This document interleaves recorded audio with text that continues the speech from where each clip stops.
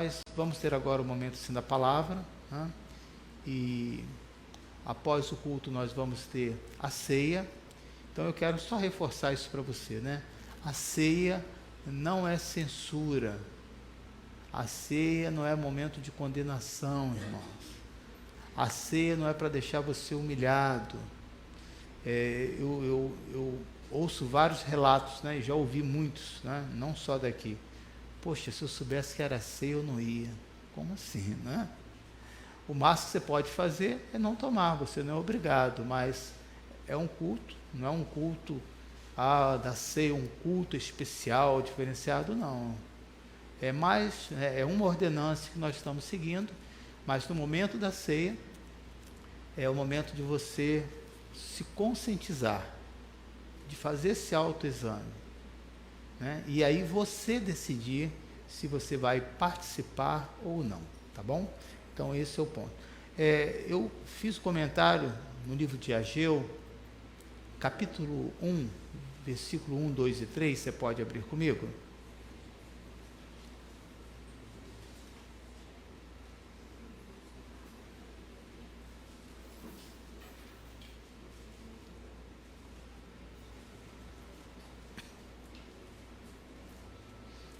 Eu vou pegar esse comentário, esse fechamento que eu fiz do culto pela manhã para fazer uma introdução aqui.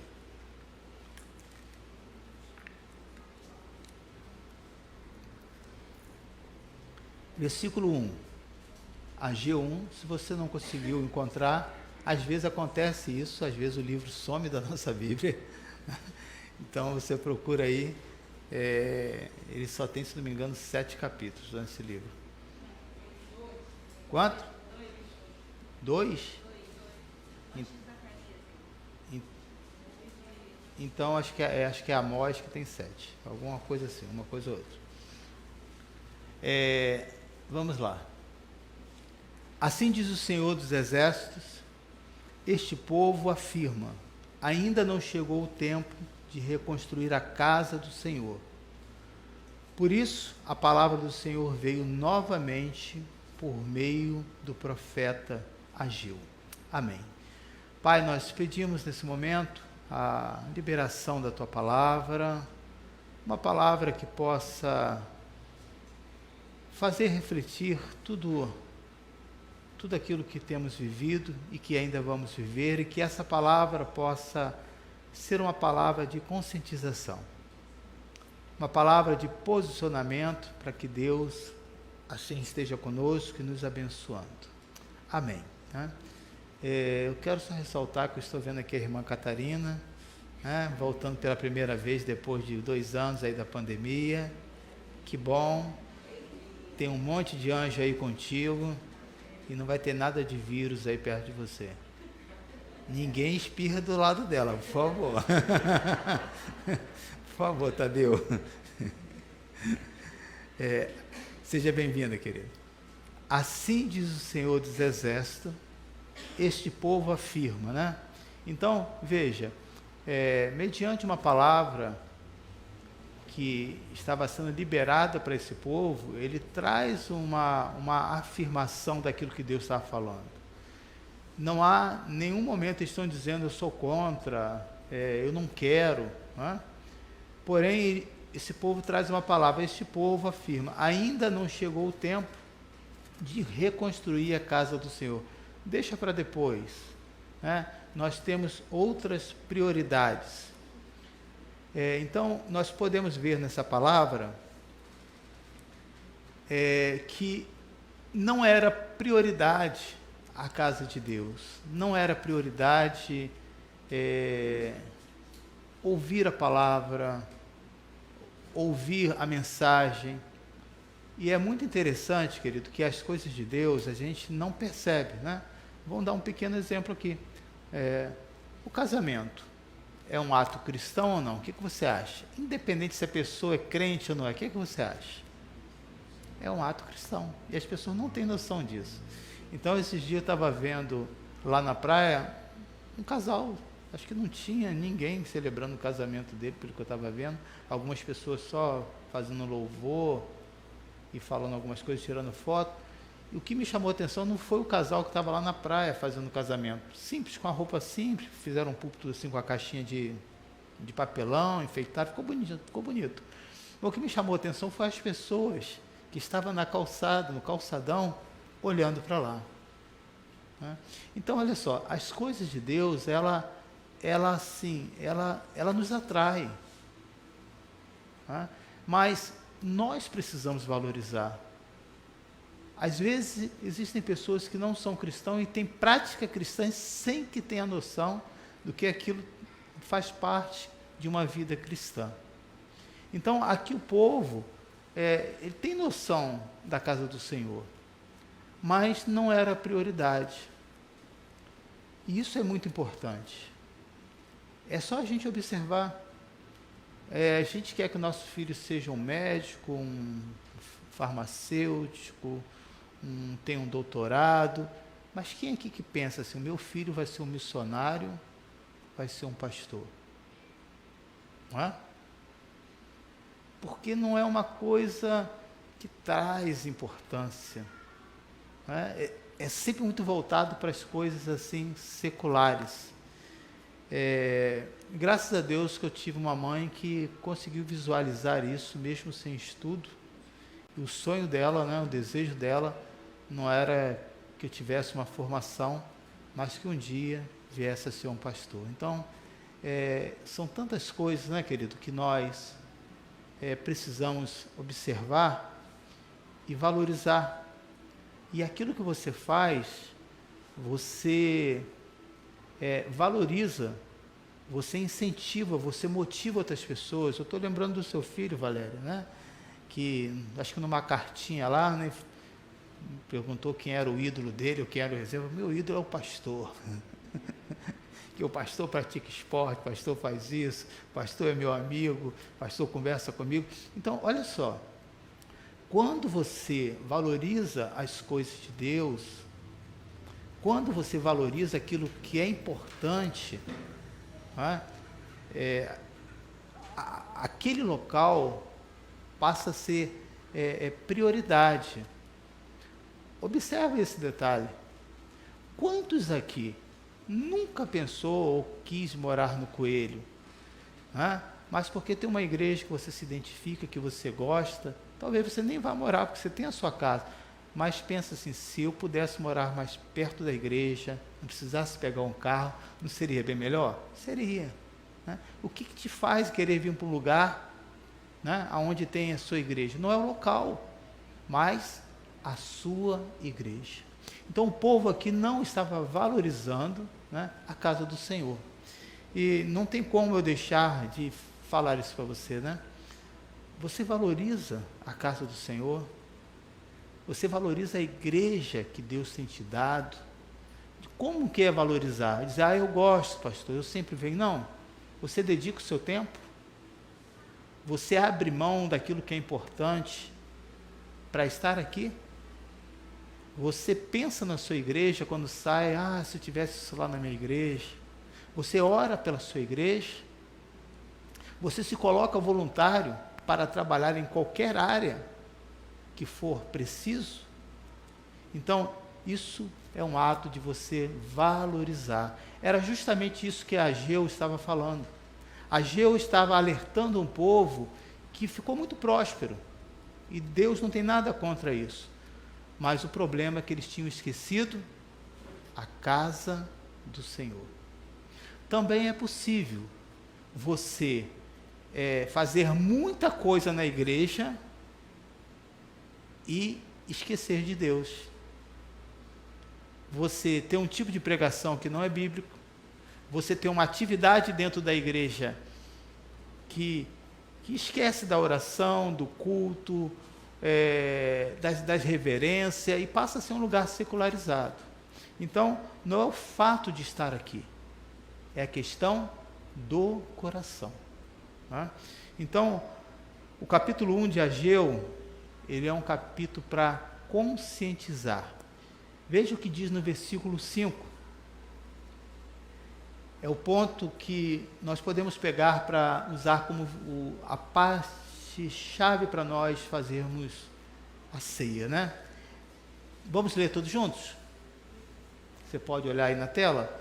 Vejam aonde os seus caminhos os levaram.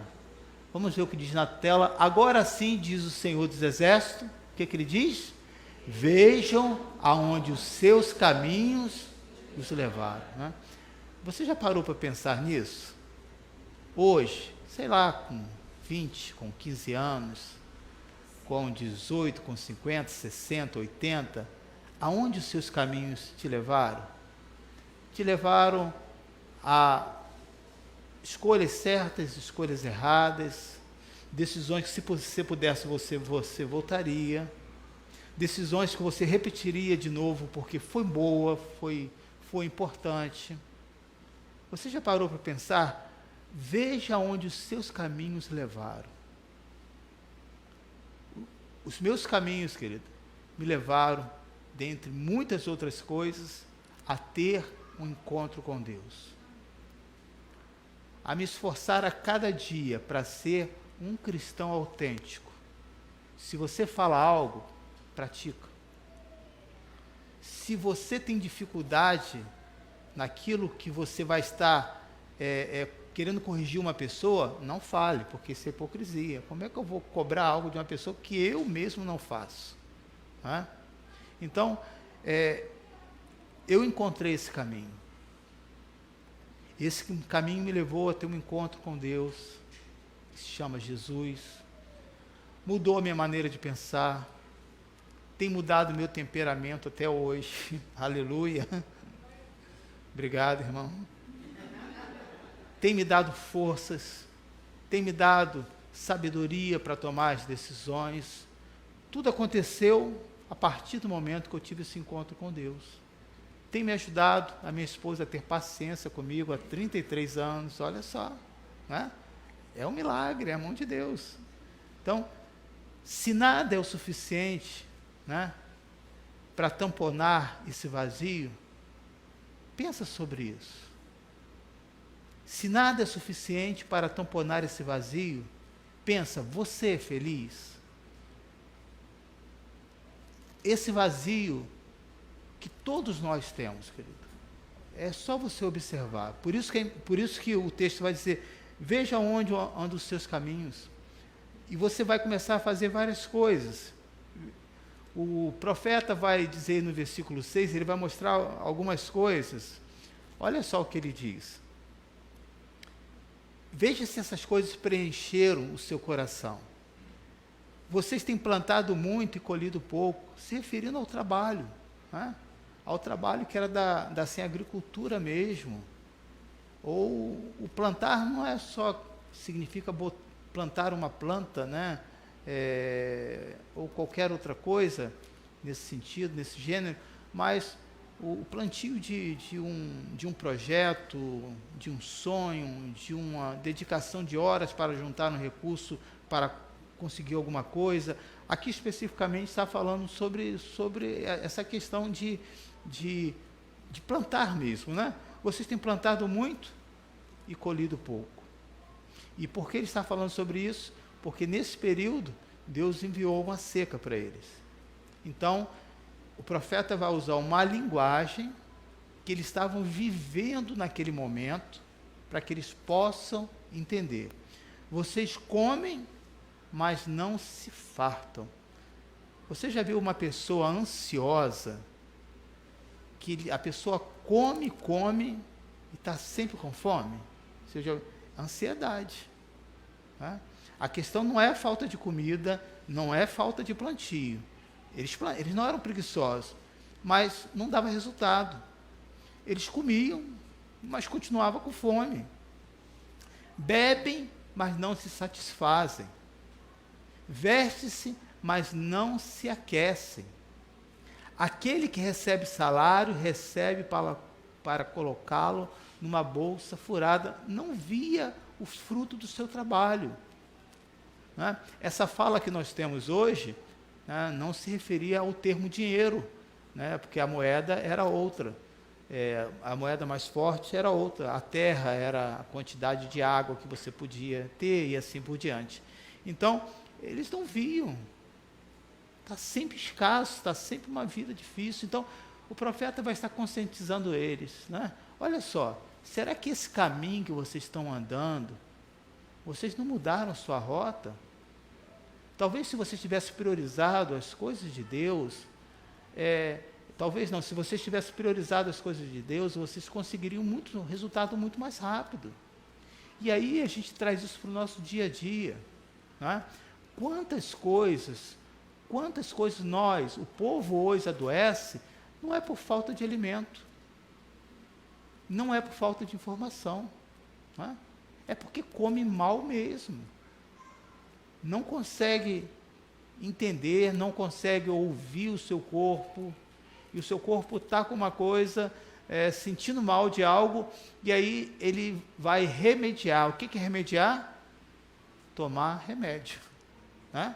A palavra remédio vem de remediar. Você vai remediar uma situação, mas resolve? Você já observou que todos os remédios têm efeitos colaterais? Você tampona um buraco, né? Mas aparece outro. Esse dia eu estava ouvindo uma palestra de um médico que estava dizendo assim, como que a gente pode dizer que a minha medicina, né, Ana? Eu estava até mostrando para a Ana, como que a minha medicina alternativa? Não, a medicina alternativa é essa que vende remédio, né? A medicina que não é alternativa é essa que você se alimenta bem, que você sabe as coisas que você pode comer, o tempo de dormir, a quantidade de água que você bebe, né? Essa que é a medicina. A outra remedia algo que você não quer mudar e quer ficar naquilo ali, então continua tomando os seus remédios. Não estou com isso, querido, dizendo que você tem que largar os seus medicamentos, mesmo porque isso às vezes leva tempo por uma questão de hábito e existe remédios que não tem como, o seu corpo já não produz mais pela qualidade que não foi boa de vida e você vai ter que continuar tomando. Então são duas coisas diferentes. Mas se você tem um tempo agora de mudar essa qualidade de vida, por que não mudar? É isso que ele está dizendo aqui no versículo 5. Reveja os seus caminhos. Por que uma pessoa precisa dar uma parada cardíaca para dizer, não, eu preciso fazer exercício? Não podia fazer antes? Porque a pessoa precisa olhar, encontrar lá que no seu pulmão está com câncer, porque ele fuma cigarro, e agora eu vou ter que parar. Por que não fez isso antes? Né? Então, quando o profeta está dizendo aqui, vocês estão passando uma necessidade desnecessária. Reveja os seus caminhos. Então, o momento da ceia é justamente para que você possa fazer isso, querido. Para que você possa entender. Há um vazio que todo ser humano, né, sente, que só pode ser preenchido com aquilo que é espiritual. E eu tenho assim a oportunidade de conversar e conviver com pessoas, não aqui da igreja, mas que têm um poder aquisitivo bom, que tem tudo, mas não consegue ficar dentro de casa. Tem que arrumar uma atividade, porque senão entra em pânico, tem que fazer alguma coisa. Não é?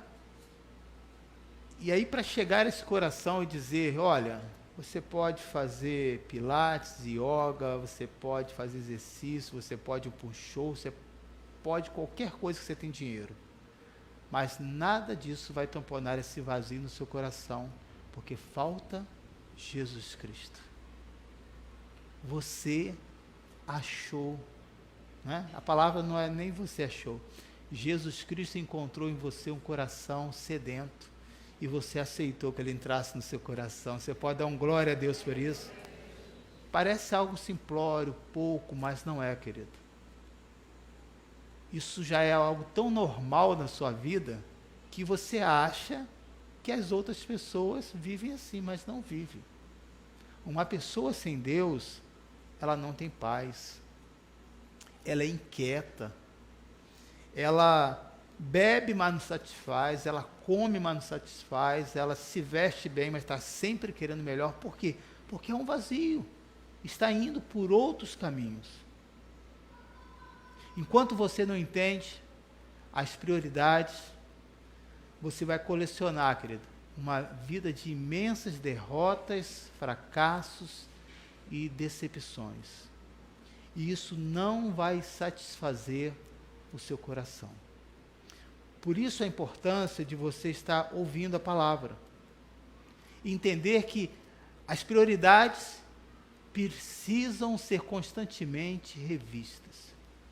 E parece algo, uma perda de tempo que eu vou falar aqui, mas não é. Você sabia que as pessoas têm dificuldade de saber o que é prioridade? O que é prioridade na sua vida? Eu lembro que estava já com uns 4 anos, 5 anos de igreja, e aí pensando em ficar noivo, e aí conversando com um jovem sobre comprar um carro, ele falou assim: Milson, você tem dinheiro para casar? Não. Então como você está pensando em comprar um carro? Então primeiro você tem que se programar, se você quer casar, você tem que ter uma casa. Você tem que pensar numa casa. Eu falei, poxa, é verdade. Eu não tinha pensado nisso. Parece simples, querido, mas até os dias de hoje, isso é muito comum. Você sabia que existe um número muito grande de pessoas que moram de aluguel, mas tem um carro que é do valor de uma casa? Ou pelo menos que dá para comprar uma casa. Não quero ter uma casa naquele bairro, mas vou morar num lugar melhor de aluguel e fica apertado todo mês, mas o carro dele, e pior, o carro dele não tem nem garagem. O que é prioridade num caso desse? Eu não tenho nada a ver com a vida dessa pessoa. Ele pode até morar dentro do carro. Nós estamos falando de prioridades. O que é prioridade? Para aquela pessoa é o carro. Mas o que é prioridade para a família? Seria o carro ou uma casa própria? Pensa sobre isso. O que é prioridade? O que é prioridade para você na vida dos seus filhos? É comprar um celular de 5 mil? E dá hoje para comprar. Hoje pobre compra um celular de 5 mil. Dá para pagar aí uns 400 por mês em suaves prestações. Que não termina nunca. Ou investir esse recurso na vida de um bom curso para o seu filho. O que você acha? Qual é a prioridade? No curso. Mas para o seu filho é o quê? O celular. Às vezes, querido, tem filhos que sabem mais o que é prioridade do que o próprio pai. Então, rever as prioridades é olhar para o nosso caminho que nós estamos andando. O que nós estamos fazendo? O que nós estamos pensando? Eu não sou um bom pastor para orientar casais novos que querem ter filho. Então, não me pergunta sobre isso. Eu tenho eu falo que a minha visão é a visão de Deus. É o único filho, pronto, acabou. Mas eu sei que outros têm querem ter 2, ter 3, ter 4. Então, é a cabeça de cada um e eu respeito. Mas quando as pessoas têm a coragem de me perguntar, eu procrastino um pouco, porque eu não quero decepcionar aquela pessoa. A pessoa vem com tanta expectativa, é algo tão pessoal, mas eu só faço uma pergunta. Você tem condição de bancar 2? Porque qual é a mentalidade ainda dos dias de hoje? Aonde come 1, come 2, E aonde come 2, come 3, muito mal. E aonde come 3, come 4, já na miséria. E assim por diante. Mas é só você ver, você, irmão. Você que tinha 3 ou 4 irmãos, me diz, quantas coisas boas, aquele dadoninho, você só foi comer agora, depois de adulto. Que você não podia, não tinha como. Não é isso? É ou não é? Aquela sandália você só pode comprar agora, porque antes você usava a sandália do seu irmão, da sua irmã. E não reclama, e os pais ainda falavam assim, não reclama porque eu andava descalço. O problema é seu, mas eu quero aquele tênis. Então, eu não sou um bom pastor para orientar dentro aí dessa área, né? Então, por quê? Não tem como hoje você não ver o custo. Porém, se você tem o custo, uma renda que você acha que vai comportar isso bem, e isso está de acordo com a família, que Deus te abençoe e te faça, e te tenha a fé que você precisa, né? Mas, cada dia mais, nós sabemos que os tempos têm ficado muito mais difíceis, né? Vamos supor, eu estudei em um colégio público. Hoje, você tem coragem de colocar o seu filho no colégio público? Você coloca por necessidade. Mas se você pudesse fazer escolha, você não faria. E era algo natural. Então, o que eu quero mostrar é que as coisas mudaram. E as prioridades, elas também vão mudando com o tempo. Eu hoje, como casal, né, eu vivo uma outra fase. Já não tenho mais filhos, né, que eu tenho que manter, que bancar, colégio, não tem nada disso. Então, eu vivo uma outra fase. Então, eu não posso ter a cabeça de 20, 30 anos atrás. Então, essas prioridades, elas também precisam ter uma lista e elas precisam ser revistas a cada ano. Então, Deus não estava aqui contra aqueles que tinham um bom padrão de vida, mas queria que eles tivessem esse mesmo zelo pela casa do Senhor, quando ele diz aí no livro de Ageu, versículo 4, né? Olha o que ele vai dizer. Que às vezes as pessoas pegam esse versículo e dizem, não, vocês têm que, todo recurso na casa do Senhor. A Bíblia não fala isso. Mas a Bíblia vai dizer, acaso é tempo de vocês morarem em casas de fino acabamento? Eles tinham uma boa condição. Eles tinham um padrão de vida bom, olha, de finos acabamentos. E os finos acabamentos daquela época custavam muito caro, tá? Enquanto a minha casa continua destruída, Deus está fazendo uma pergunta ao povo. A prioridade hoje é a sua casa ou é a minha? É as coisas de Deus ou as coisas seculares? Qual tem sido a sua prioridade de vida? A minha prioridade de vida é o trabalho.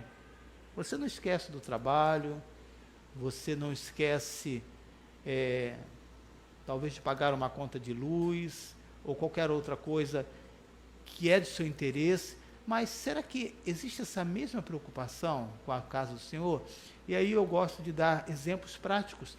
Eu acho lindo uma pessoa quando, a gente não faz pedido, mas as pessoas estão aqui no projeto social toda semana, então eles fazem assim, as pessoas chegam aqui com pão, né? Porque ao chegar aqui tem pão, mas eles querem trazer algo melhor, algo diferente. Vai ter o pão francês com a manteiga, eu vou levar um queijo, tem outros que trazem um café.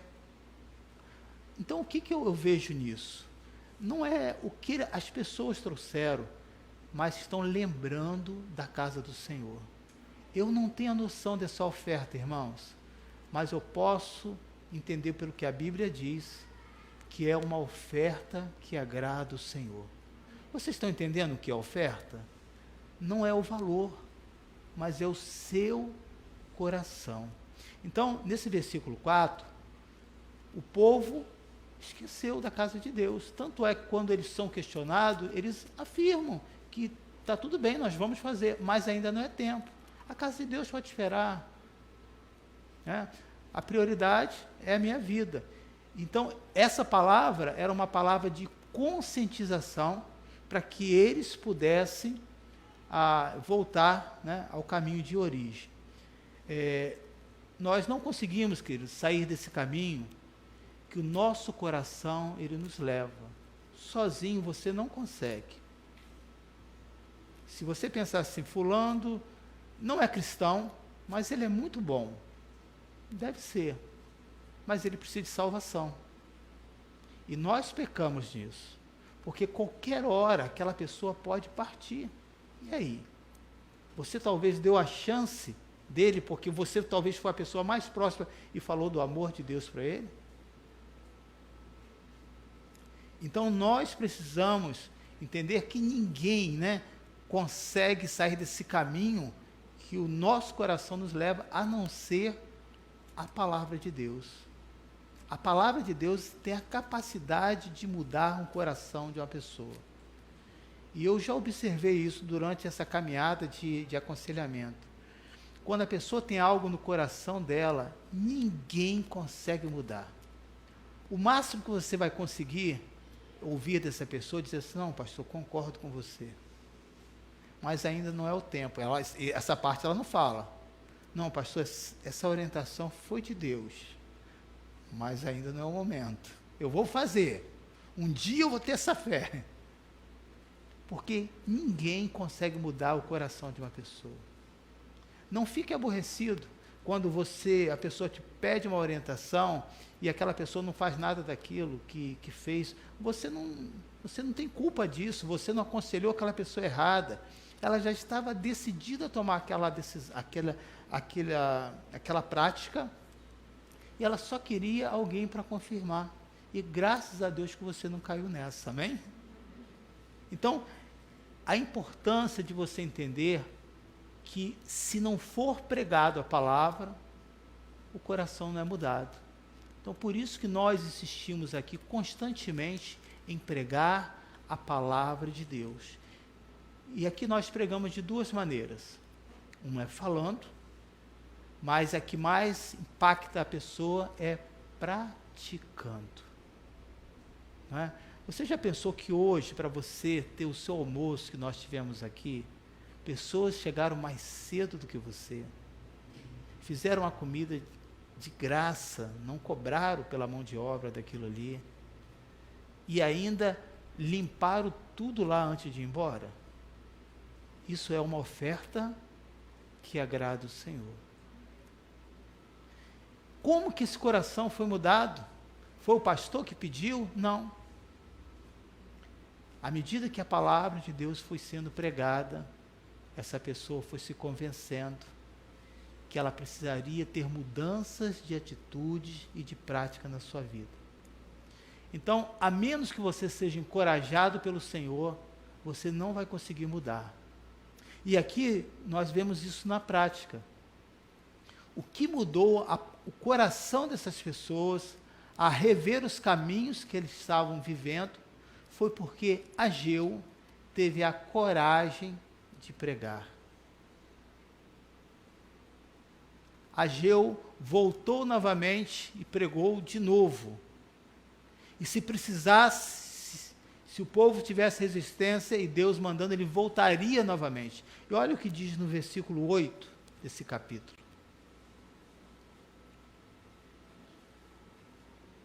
Subam os montes para trazer madeira, construam o templo, para que eu me alegre e nele seja glorificado, diz o Senhor. Então nós vemos aqui, né, Deus encorajando o povo. Deus dizendo, vai lá, vocês vão conseguir, vocês têm capacidade para isso. Né? Se vocês têm feito isso na sua casa, muito mais vocês poderão fazer para a casa do Senhor. Deus sempre traz uma palavra de encorajamento. Mas Ele não impõe. Ele não decide as atitudes do nosso coração. Agora observa o que vai dizer no versículo 11 desse capítulo.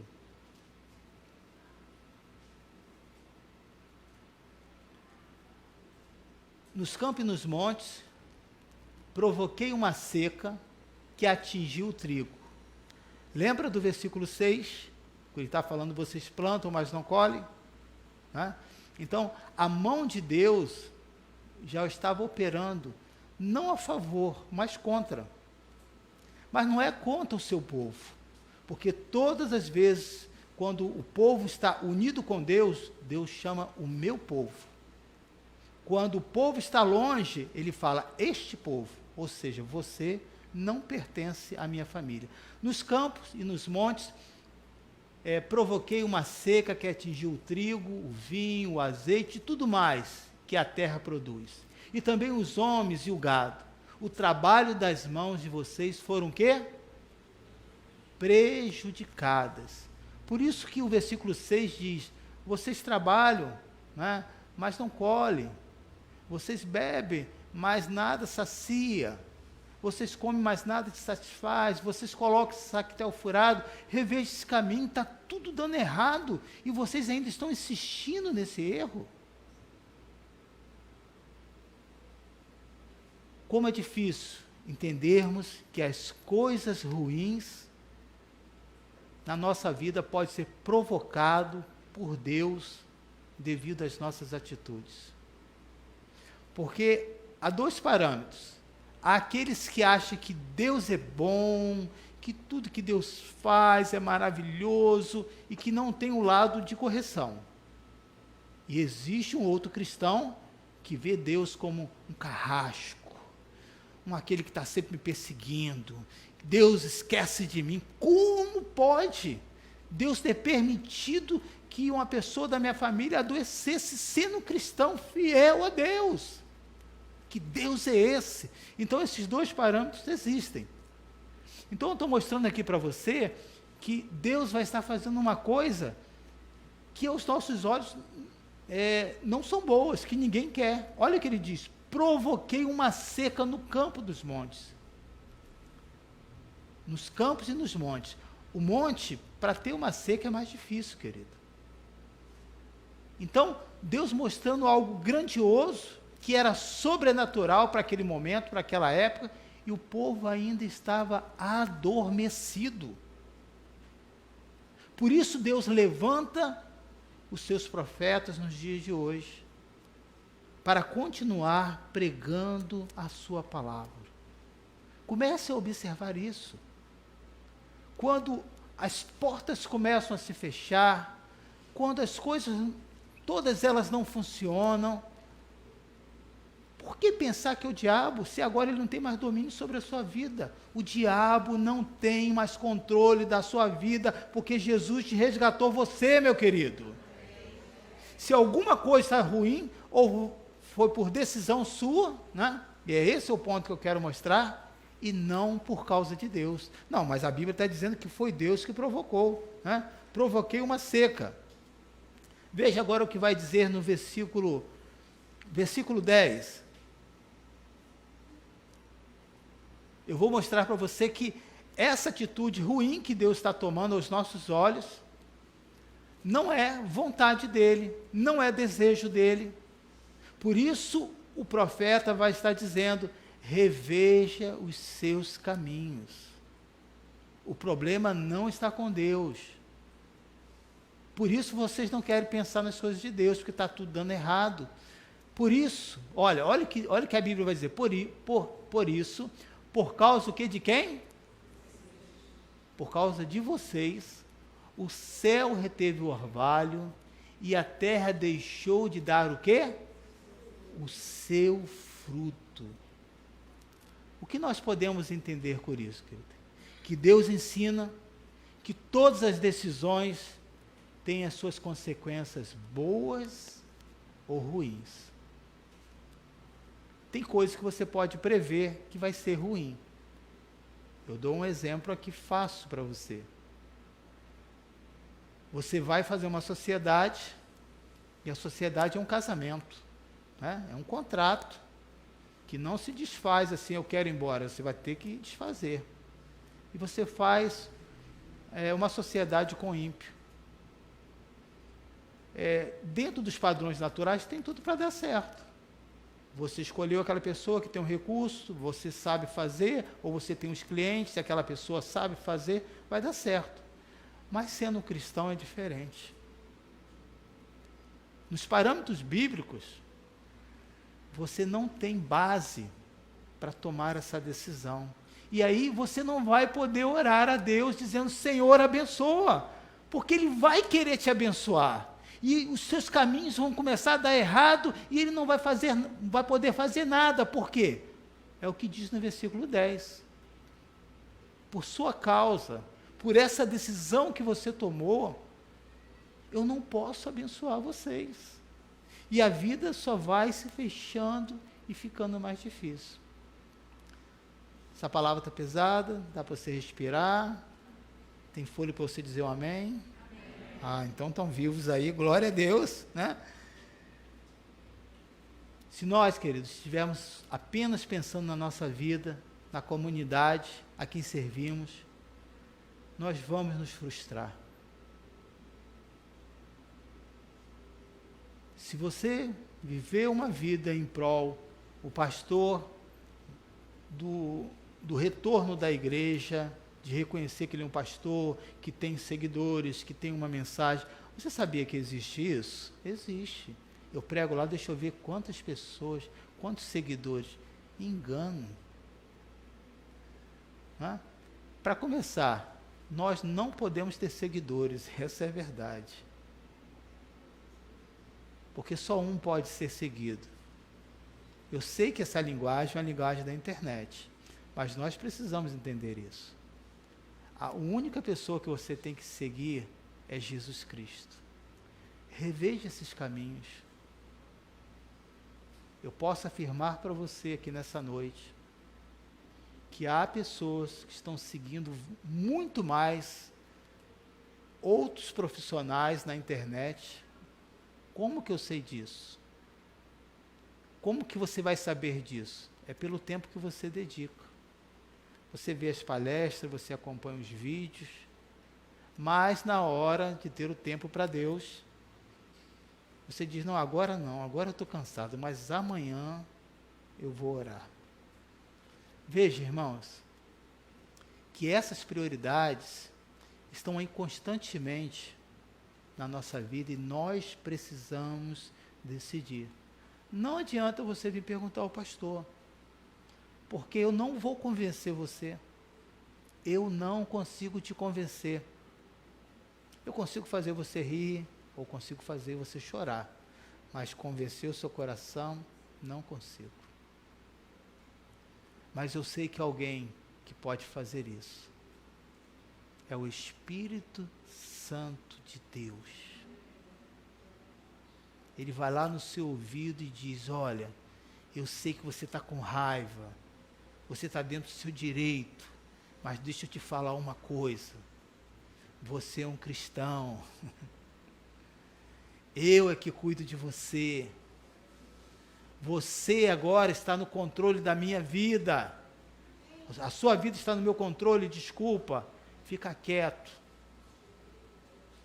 Eu nem sei se essa palavra pode falar, sossega o seu facho, nem lembro mais o que é facho, né? Se for palavrão, me desculpa, tá, irmão? Mas veio isso na cabeça agora, sossega o seu facho. Se for algo muito escandaloso, corta depois do vídeo, né? Deixa eu agir. É o momento da ceia, querido. É o momento de você se conscientizar. Você é um servo de Deus. Reveja os caminhos. Existem coisas que são irreversíveis, que você vai até rever, vai até pedir perdão, mas não vai ter retorno. Eu dou mais um exemplo para você. Eu hoje estava vendo aqui as crianças do Kleber, estava vendo aqui os nossos adolescentes. Eu vi essas crianças na barriga ainda, né? Eu vi essas crianças, tive o prazer de apresentá-las muito.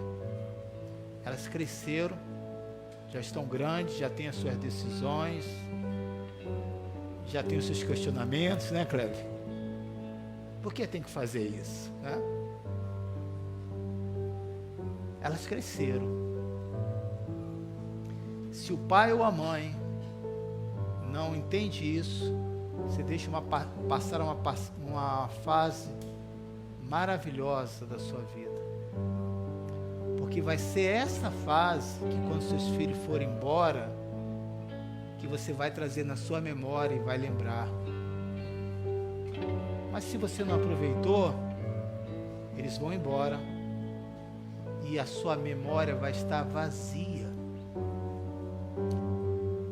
Qual foi o dia que eu fui ao parquinho com meu filho? Eu esqueci. Não esqueceu, você não foi. Passou. Qual foi o dia que você segurou a mão do seu filho, que estava com medo? E você diz, vou nada, pode chorar lá, eu vou dormir que amanhã eu tenho que trabalhar. Talvez hoje você precise da mão do seu filho, mas você não vai ter, sabe por quê? Porque você não ensinou. Reveja os seus caminhos, feche os seus olhos. Pai, eu posso sentir nesta noite que essa palavra tem corações muito específicos aqui, mas que ela não vai voltar vazia. Aleluia! O Senhor há de falar. Eu quero dizer que ainda há tempo para muitos aqui nessa noite. Para outros, talvez, apenas pediram perdão. Desculpa, meu filho. Desculpa, minha filha, por eu ter errado. Mas esse tempo passou. Senhor, ajude a escolher as prioridades.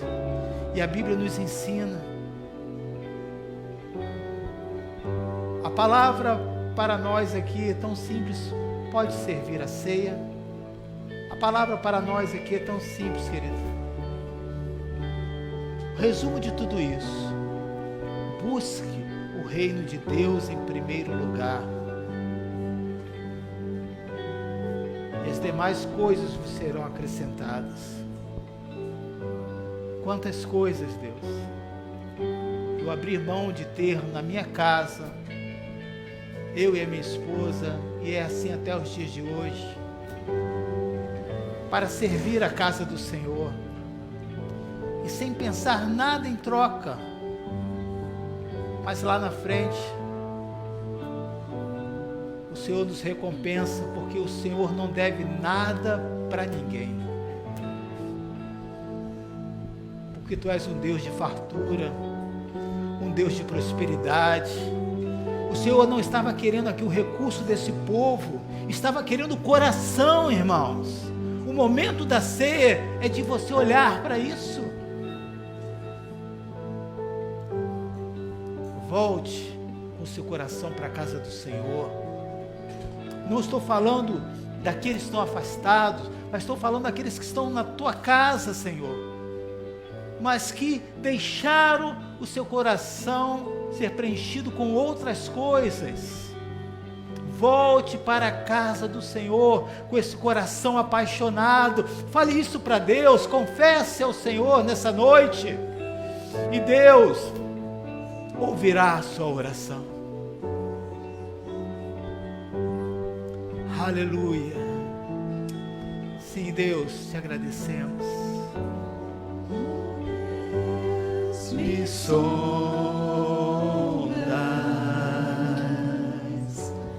conheces-me, mesmo quando falho, eu sei, me amas.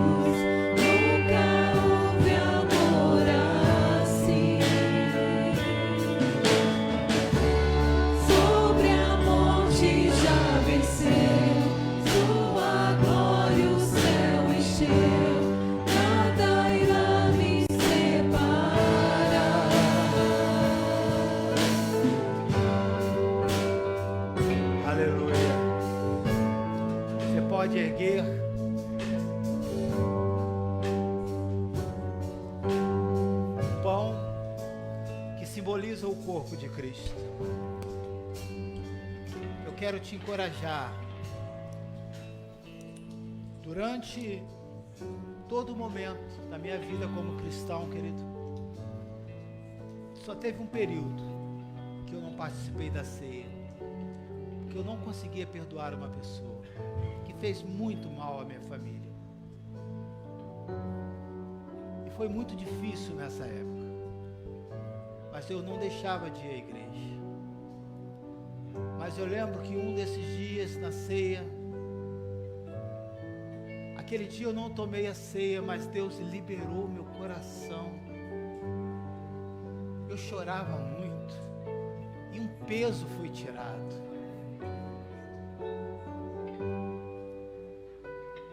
E o fruto disso, passa-se um tempo e depois os filhos daquela pessoa que me fez tão mal, eles passam a frequentar e a congregar a nossa igreja. Então veja que o liberar de perdão, ele não é só cura e te libera, mas ele liberta outras pessoas. Feche os seus olhos.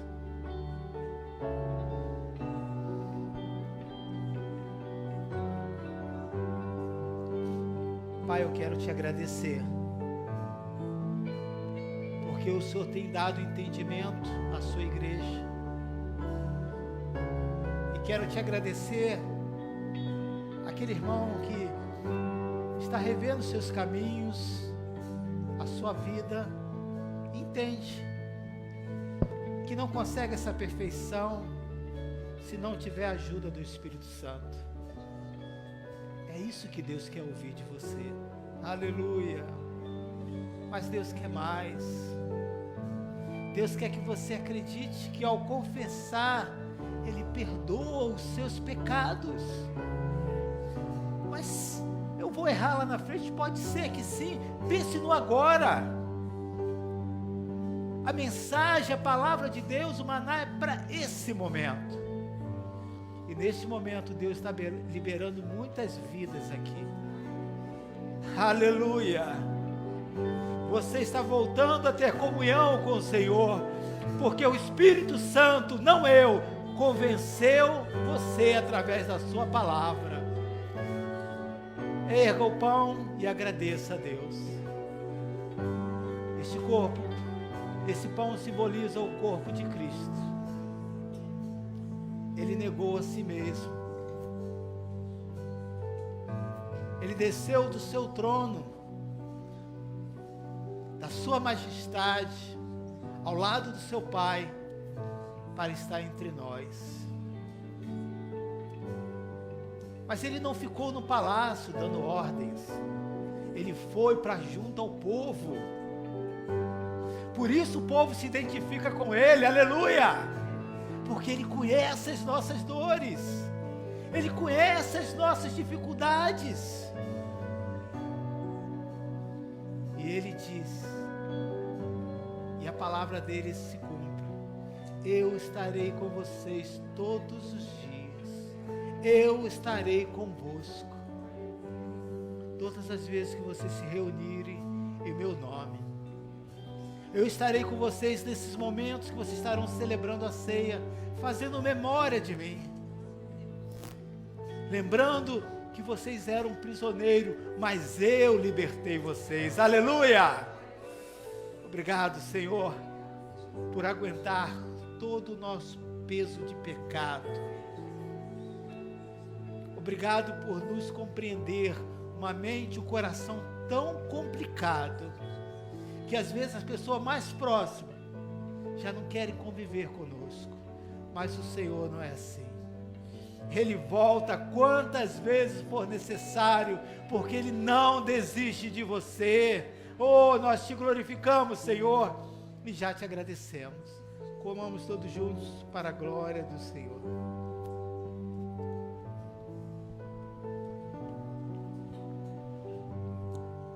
Aleluia. Você pode dar um glória a Deus. Aleluia. Erga o cálice. A Bíblia diz que esse é o cálice da bênção, o cálice da nova aliança. O que você estará fazendo nessa noite? É renovando a sua aliança com Ele. E você precisa falar isso: Senhor, mais um mês eu estou renovando essa minha aliança contigo. Eu quero ser esse cristão de verdade. Eu quero ter experiência igual o que o pastor Emilson fala. Se a palavra que o pastor Emilson fala, os exemplos que ele dá são verdadeiros, eu quero também ter experiências íntimas assim contigo. Se você está preparado, eu te desafio nessa noite a fazer essa oração. E você vai ver que esse Deus é verdadeiro, Ele está com você todos os dias da sua vida. Aleluia! Ao erguer esse cálice, eu lembro que Ele deu a sua vida por nós. E esse cálice simboliza o sangue do Cordeiro, que purificou os nossos pecados. E já na cruz, libertou um ladrão que estava condenado ao inferno, e ele entrou no paraíso. Aleluia! Se o Senhor perdoou aquele homem, Deus também pode te perdoar. Você, meu irmão, minha irmã. Que Deus possa te ajudar a rever todos os seus caminhos e te fortalecer a sua vida. Bebamos para a glória do Senhor Jesus. Aleluia! Você pode glorificar a Deus. Você pode dizer ao Senhor: obrigado, Jesus. Eu te agradeço por esse momento. Eu te agradeço pela tua presença. Eu te agradeço pela tua fidelidade. Eu te agradeço pela tua bondade, Senhor. Aleluia.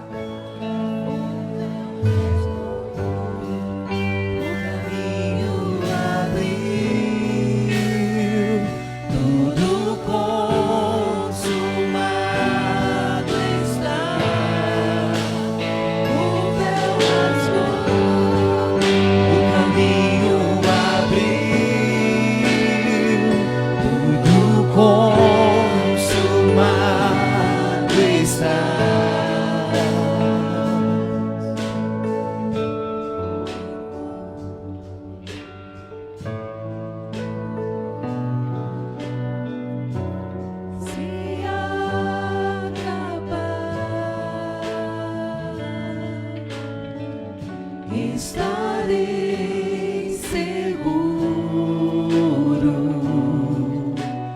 pois sei me amas. Eu sei me amas.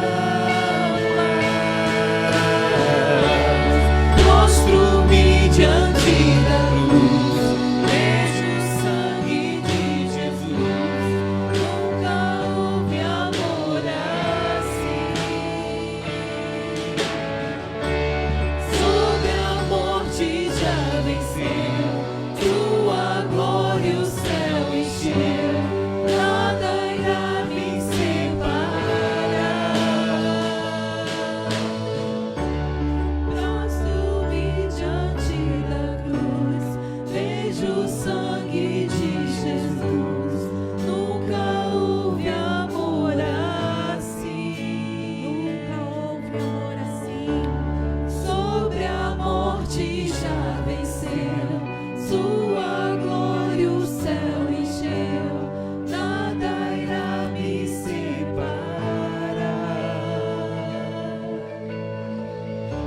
Sim, Senhor, nessa noite nós renovamos a aliança contigo. Nada vai nos separar. Prostramos-nos diante da cruz, reconhecendo, ó Deus, o teu sacrifício, reconhecendo, ó Deus, a tua santidade, a tua soberania. Permaneça conosco, Senhor, durante toda esta semana. Queremos estar debaixo, ó Deus, do teu governo, debaixo da tua direção. Que possamos, ó Deus, estar ouvindo, ó Deus, a tua voz. Que o teu Espírito Santo esteja nos direcionando, guiando, ó Deus, o teu povo em cada passo. Possamos, ó Deus, ser assertivos, porque ouvimos a tua voz. Te agradecemos, ó Deus, por mais essa oportunidade de estarmos assentados à mesa, ceando contigo. Obrigado, Senhor. Fica conosco, nos acompanha ao retorno dos nossos lares e abençoa, ó Deus, cada vida, ó Deus, que está em seu lar e que acompanhou juntamente conosco, celebrou o Senhor nessa noite juntamente conosco. Que o Senhor esteja, ó Deus, guardando e abençoando. Nós te agradecemos por tudo em nome de Jesus.